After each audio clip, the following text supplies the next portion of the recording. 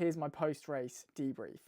Now for context, I ended up running a 2:54.57, which I was super chuffed with, and it was in fact a PB. See, I'm running home from the Arctic Circle this summer, so I didn't want to pick up any sort of injuries. A lot of my miles have been zone 2, easy pace and just maximising time on feet at the moment. But I did want to use Brighton as this is a good occasion, and you've got the aid stations there as a good chance to push the pace and just see what sort of condition I'm in. So I set off with the sub 3 group, which was really nice.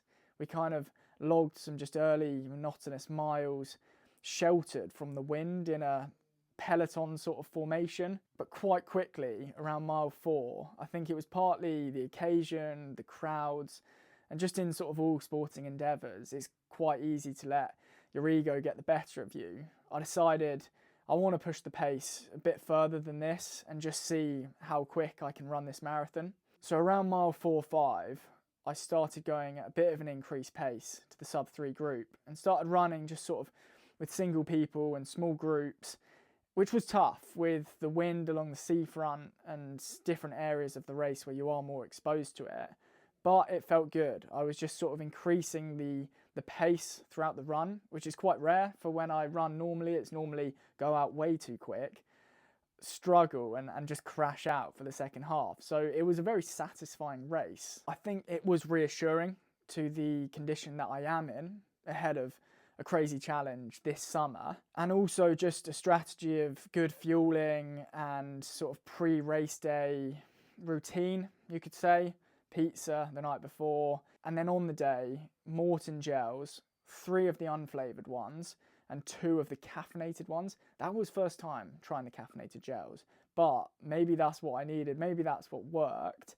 And I know they say nothing new on race day, but I thought boom or bust here. I'm going for the caffeinated gels, and yeah, they were really good. So 5 gels in total, 1 on every half an hour, and then 10 salt chews. I'll put the photo up here, but just sort of 2 every 30 minutes to 40 minutes.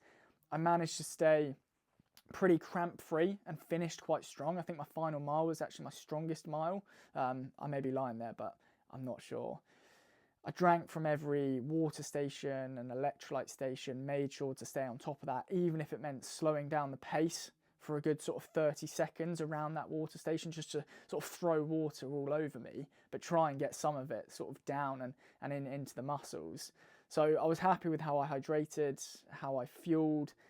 After the race, it was so nice. Family, friends around, and just enjoyed a couple beers after, which was not optimal. Definitely not optimal recovery after running in that sort of wind and heat. However, it's so nice to do something like that on a day like Brighton Marathon. It's such an occasion.